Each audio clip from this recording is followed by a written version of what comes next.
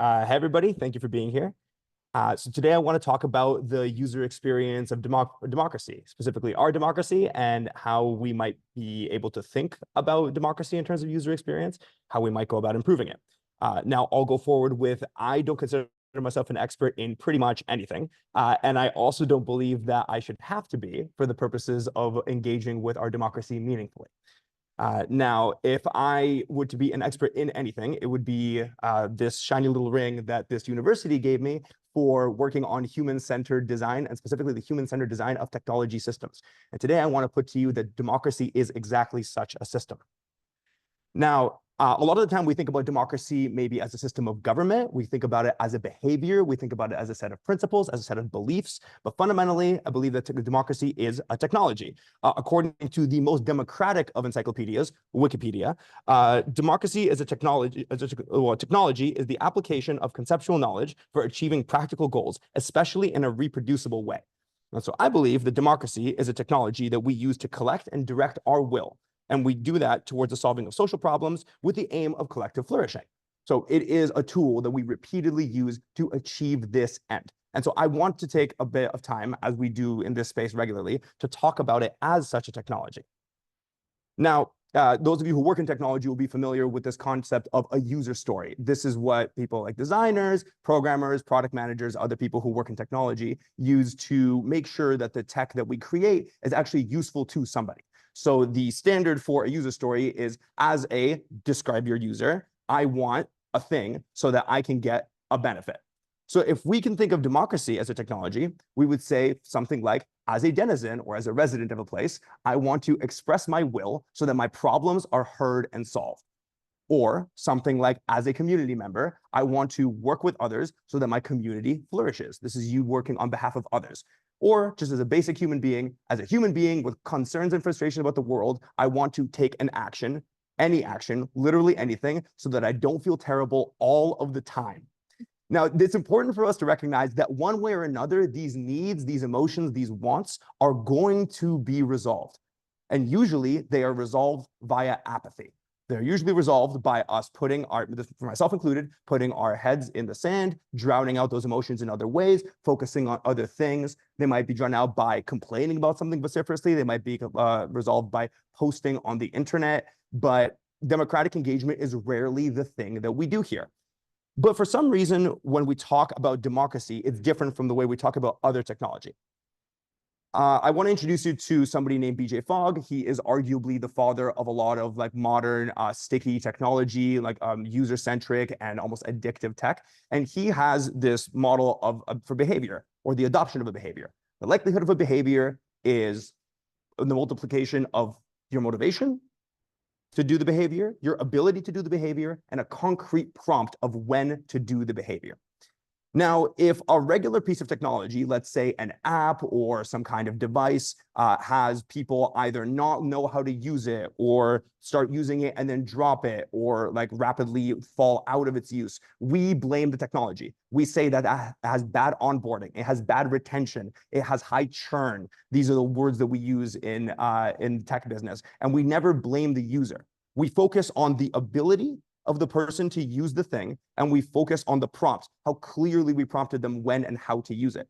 But for some reason with democracy as a technology, we look at it differently. We focus on somebody's motivation. And whenever we try to resolve a lack of engagement with democracy, we say, if only people were more motivated, if only they were, we could tell them just how important it is, then they would engage more. So for some reason, this one piece of technology, we blame the user, versus for everything else, we will blame the piece of technology. Now, I don't know, of course, in this room, there's more people who care about democracy, but I will put it to you that damn near everybody cares about it. I had the experience of campaigning or canvassing for a city council campaign a couple of months ago. And, you know, we're going from door to door, and people would often say, oh, I don't really do politics. And I go, yeah, well, what do you think about things? And then 15 minutes of ranting later, you know, they go, maybe you do care about politics, right? I was at a gas station where somebody goes, oh, no, I never engage with that stuff. Same deal. And at the end of it, person signs up. It didn't take a lot of prompting. We all have a lot of feelings. We're very motivated. And so the idea of increasing motivation as the way to go about improving or reducing apathy or improving democratic engagement feels like you're kind of filling the wrong cup. Instead, we should be thinking about how we can make it so that people are more able and are better prompted to engage with democracy as a response to those feelings, to those user stories that we had discussed. So those of you, again, who act in design know this idea of personas. But in brief, personas are another tool that we UX designers use to talk about whether or not we are designing something for a real person. They are used for us to contextualize the use of a technology, to understand a person's context, their needs, their wants, their abilities, and so on and so forth. So, for example, if I am making a phone for people who are computer programmers, I might make it differently from if I'm making it for your grandmother. And those would be different personas. Democracy, of course, applies to all of us who live in a democratic society. And so there's going to be lots of personas, far more than the small ones I put up here. But I want to put it to you that there is a range here. They range from, let's say, policy wonk Peter, somebody who might really just think about policy on a technical level on a regular basis. Yeah, a lot of people in this room are identifying as policy wonks. But I'd also say there's a bunch of people here who might be like an engaged Evelyn, somebody who, like me, who doesn't actually know that much about policy, but cares a lot about politics and the way that these things affect. I don't know much about, for example, wastewater policy, but earlier today I was speaking to the city about bike lanes because I care a lot about bike lane. So that was closer to me, and I don't feel like I need to be an expert in policy to speak about that. I'm okay to put myself out there. I think a lot of society falls into this middle ground of like a thoughtful Thomas, right? Somebody who thinks about politics a lot, somebody who has opinions on damn near anything that you ask them about. Maybe they even keep up with news on a regular basis, but they don't, most of what they are doing is thinking. They're not really acting on those thoughts. There's people who I'm envious of, people who are in the carefree category. They might go like, oh yeah, I heard about that, to a couple of things, but for the most part, they choose not to engage and they are pretty happy doing so. And then you've got like the far right of the spectrum, we'll call him out to lunch Oscar, somebody who either is like pretty incapable of caring or aggressively does not care. Like as a part of their identity that they do not care about politics, they will not engage with government, they will not engage with community stuff. That's not their thing. So we've got a range of people where when we're designing the technology of democracy, we would design in various ways to fit these various users. I want to introduce this other concept that I think is really, really important, and it is the concept of an adoption curve. And I promise we'll come back to these personas. So raise your hand, at least in the room, if you have heard of an adoption curve before. About halfway? Okay. So an adoption curve is an idea that seemed to like co-arrive in both social sciences and in technology. And it's this idea that you have different groups of people who will adopt a new technology or idea at different times. So you've got the people who are on the very left of the spectrum who are innovators. These are people where for technology, you might give them like a broken gadget and they'll be like, there's something there, and they want to tinker around with it. You know, it doesn't even have to do anything. It just has to be new. Then you have people who are early adopters. These are people who actually want to be early to something, and they don't look for social proof. Like, this is very, very important. They don't look for others to be doing something before they start doing it. They are often the first of the non-super nerdy people on the thing already to adopt a piece of technology. These are the people who are standing in line for the very first iPhone, and they were willing to pay 10 times as much money for it because they wanted to be ahead of the curve. And that was actually a part of their identity. They tend to travel in packs. Then there's a chasm. And then you've got your early majority, your late majority, and your laggards. These are people who are looking at others. They will start adopting something when they see others like them adopting it. And you'll notice there is a chasm in between the early adopters and the early majority, because getting to the early majority is actually pretty difficult. How do you, if somebody says, well, I'll start using it when others like me start using it, and others like them are saying the same thing, then how is it that you actually get them to engage with that idea? And so much of marketing, at least from what I've seen, especially in the tech world, is aimed at crossing that chasm. And many great, flashy, cool, even useful new ideas die in that chasm. And so if we were to map our little persona exercise onto here, we see that there is a set of users who are already, in some ways, pretty engaged with democracy, and then those who are on the other side of the chasm. Now, this question is like, why is this important, right? Why is it important for people to engage with democracy? I think that's like, I'm kind of preaching to the choir within this room, but the reason why we would want others to engage with democracy is because it's kind of like a social media network. It only really works if other people are on it. A social media network isn't useful if the others aren't engaged with it. And so if we want this tool to be useful for us, if we believe that democracy is a useful and perhaps unique tool for solving big collective problems and the small problems that exist for individuals within our society, we should want us to be able to cross that chasm. We should want the user experience of democracy to be good, not just for you as somebody who is on the left side of the spectrum, but also for those on the right. Okay, so this brings me to this little conference that happened in and around these parts a couple of months ago. This was Democracy Exchange, which is basically just a whole lot of policy and politics nerds who got together, and these are the people who regularly talk about what it means to engage with democracy, the health of our democracy, and the future of it. So I'm pretty recent to this conversation, and when I walked in here, I had a couple of thoughts. Number one is I finally understood how people feel, what regular people feel when they walk into a room of engineers and start talking to them about technology. Because the same way social scientists feel when they walk into a room and they go, oh my God, you guys are talking code, but this doesn't actually solve my problem. I felt the same way. Everybody in that room was talking about bills and sub bills and like really technical policy stuff. And when I told them, hey, you're being really technical, they say, no, you're the engineer. It's very difficult as somebody who is expert in something to drop those blinders and realize that what you are talking about is incomprehensible to most people. And yet this group of beautiful nerds are brilliant, smart, passionate people who are genuinely excited and passionate about everybody being able to engage with democracy. And that was the main theme of this conference, the crisis of democratic engagement. And so a lot of the feeling that I had throughout this conversation, and it feels representative, is that these are people who really want democracy to be more engaging, and they are talking about different aspects of it and the different problems that are there, but they're a little low on solutions. And so I'm excited to be talking about this to a room full of technologists, people who are somewhat solutions oriented. I think if we combine our brains, we can have a better tech that we call democracy. So what I want to do right now, and it's a bit of a bear slide, is I want to go through a basic user journey for Thoughtful Thomas, because I would argue this is the person who democracy ought to be aimed at from a UX perspective. If we can cross that chasm, the rest of it will follow. That is the tipping point for us to have a fundamentally different democratic experience. I'll put it to you that there is a basic user journey here. For Thomas to engage with something that he cares about democratically, he needs to become informed, he needs to figure out what to do, he needs to take democratic action, and then he needs to experience a reward, some feedback, and repetition of that behavior. And right now, there's a lot of friction at every one of those steps. The first one that came up a whole lot at Democracy Exchange was the idea of becoming informed. A lot of us, I think, have heard the idea that we are in a crisis of journalism, but it was really interesting to hear from journalists and people who run journalistic organizations about exactly how that manifests. First of all, the idea of ads, not only for a long time already being at odds as a funding mechanism with doing ethical journalism, but at this point being a really ineffective one for the vast majority of journalistic outlets, especially local journalism, especially the kinds of people who would inform us about what's happening in our city. There was an interesting stat that came up, the idea that about 15% of Canadians currently pay for news. That was a surprisingly high percentage as far as I was concerned. The question then was how many of those people are paying for the New York Times? How many of them are paying versus how many of them are paying at all for local journalism?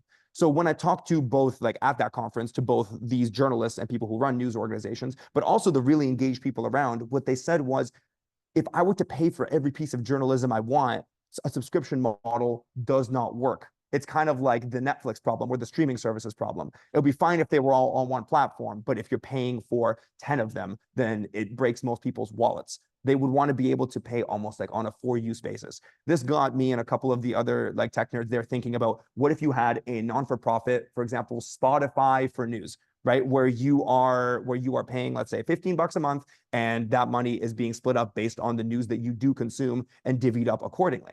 Right? There's a lot of other ideas, like really, really cool concepts on how to innovate in terms of journalism and the funding models for it and the technology that is used for it. But this is a place where it felt like people really need help. The next bit was the idea of figuring out what to do. And this felt to me like a massive hole that was caused by the expert blindness of the policy experts who were at Democracy Exchange. It seemed very, very mystifying to them that people didn't know what to do if they cared about an issue, right? I think the person who I've heard who best talks about this, and I'll talk about it more later, is a fellow named Dave Meslin. He wrote a whole book called Tear Down, Rebuilding Democracy from the Ground Up, where he talks about how difficult it is for somebody to figure out what to do once they care about an issue and what are the different innovations that we can make. Again, I think this is a problem of information synthesis and distribution, which is something that especially like software technologists, but technologists in general, can really, really help with.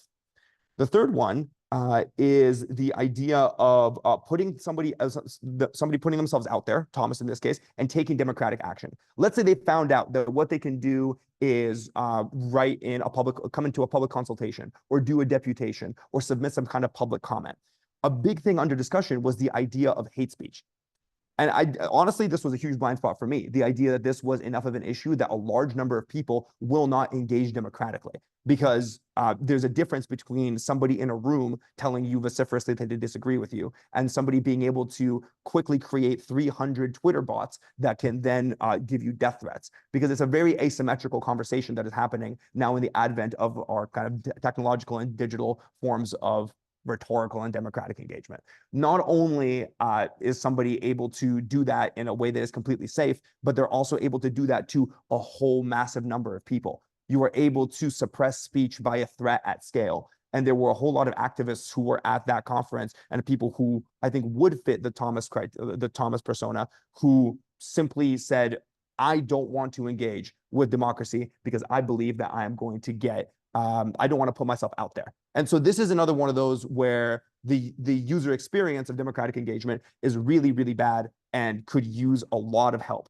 There's really good services, things like Delete Me, that will remove your data trace wherever it is that you've posted. And so there's a lot of good work being done by technologists for people to be able to maintain their anonymity and safety, but there's definitely more that needs to be done.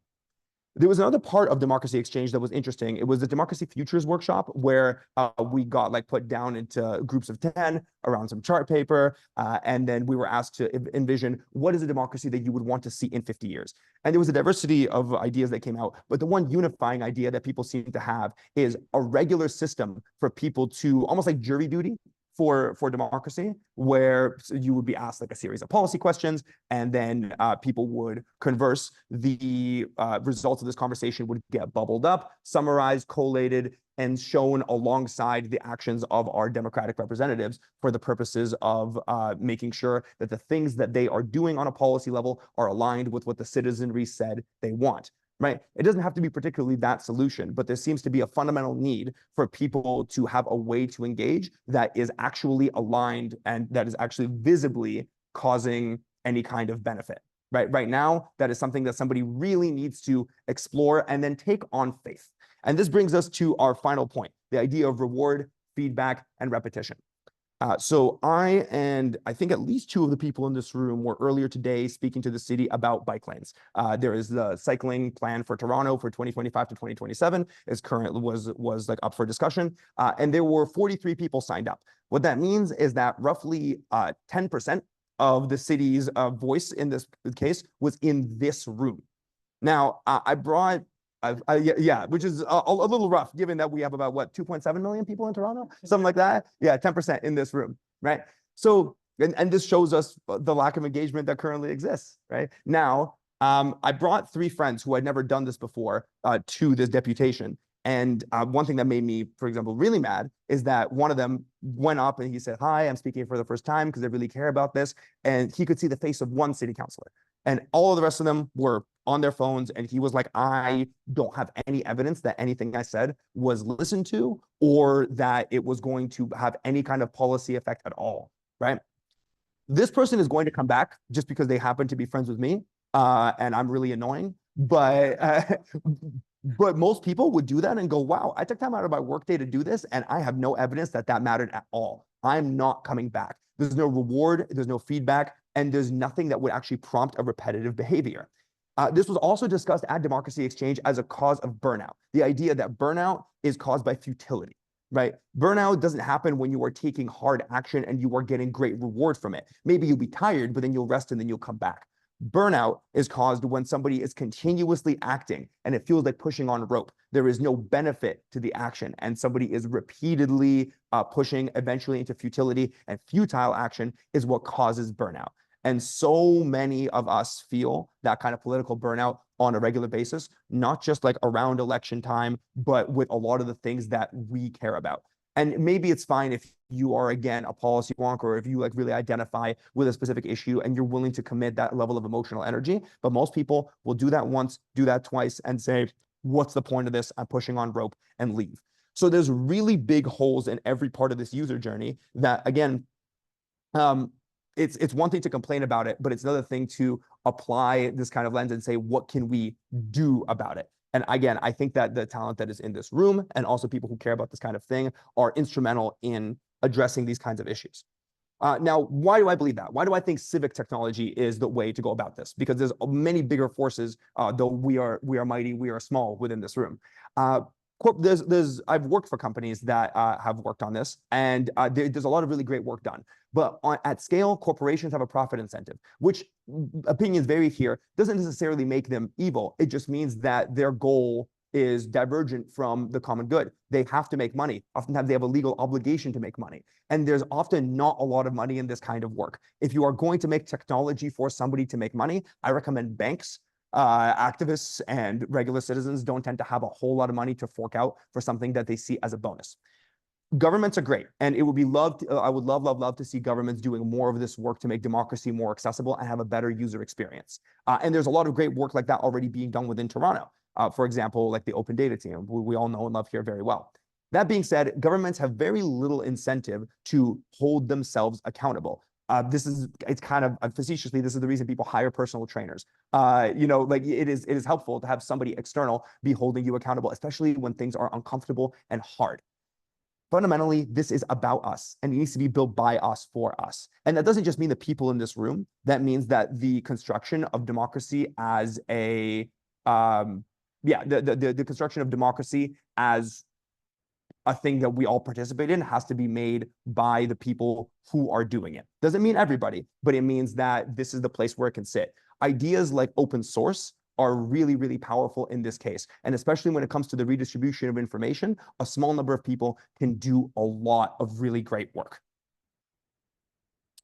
There's a point that I want to make here, which is the idea that culture and technology are bidirectional. Because a lot of the time when I have this conversation, the conversation is, well, doesn't it start with culture and then technology follows from there?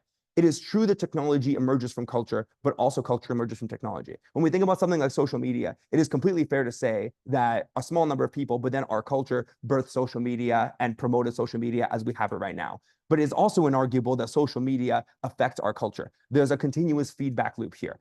So our culture has created enough people who care about democracy to, for example, for this room to be half full of people who care about it and continuously be doing so every day on Tuesdays, and many more besides who I speak to.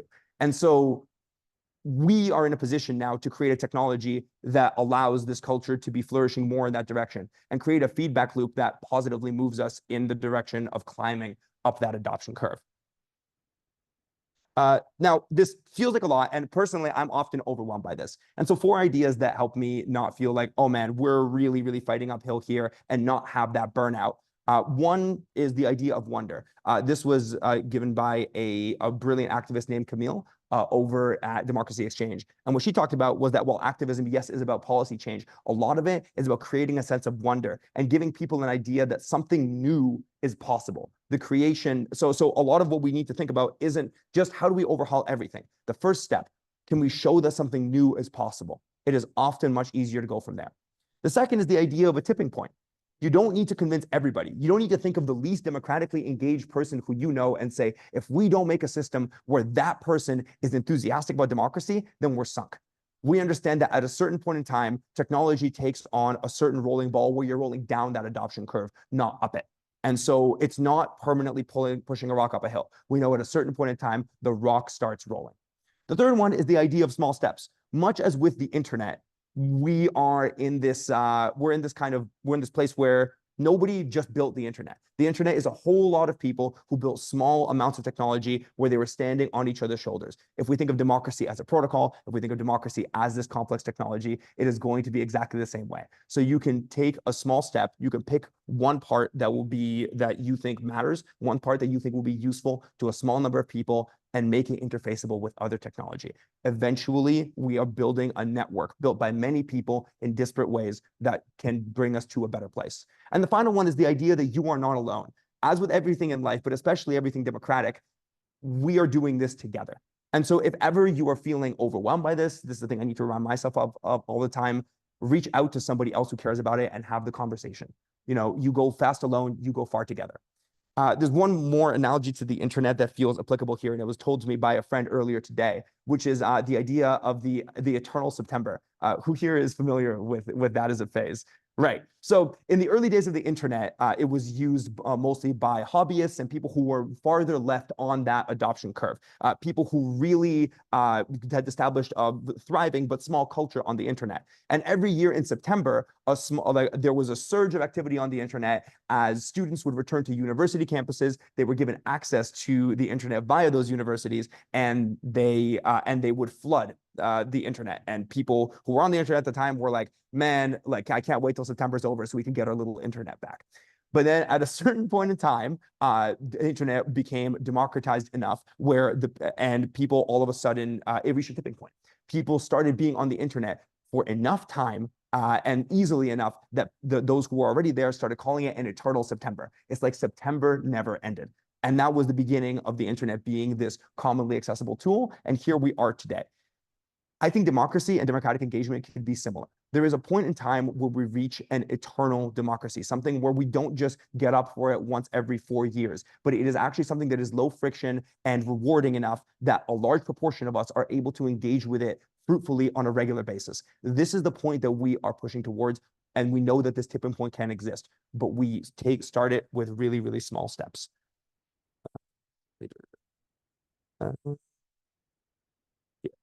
The last thing I want to do is just shout out some resources that I really like. So Tear Down is a book I mentioned. It's a book about the user experience of democracy, written by a guy named Dave Meslin, very articulate writer, and somebody who actually lives in Toronto. And a lot of what he writes about is Toronto. So a lot of these examples will hit really close to home. There's a really cool project called Plurality that is being done by the digital minister of Taiwan. It's an open source book, like genuinely a book that is on GitHub that people are making, that the regular commits are being made to, about digital democracy. One that can be read in any order on damn near any platform. And it is both in its very nature and also in its subject matter, really, I think, pushing the boundaries of what digital democracy can look like. There's a really great Substack newsletter called Interweave, where every week they take a look at digital democracy in a different country and a different place. It's given a lot of inspiration and shown that everybody everywhere all over the world is kind of going through this transformation, and we are not alone. And lastly, I'll just shout out my favorite nonfiction author, David Graeber. He's an incredible author, and so somewhat recently passed. He's a sociologist and an anthropologist who has this incredible ability to take a look at our Western society the same way anthropologists historically have, like untouched tribes, and say, hey, these people are living really weird. What's up with that, and why is that the case? He is somebody who does a fantastic job of shouting out different models of society that have existed and that could exist. I find him to be really, really useful in breaking out of what is and thinking about what could be. You can find me in various places. The easiest places are on email or on LinkedIn, and I'm here every week. Thank you for listening, and I'm open to questions and conversation.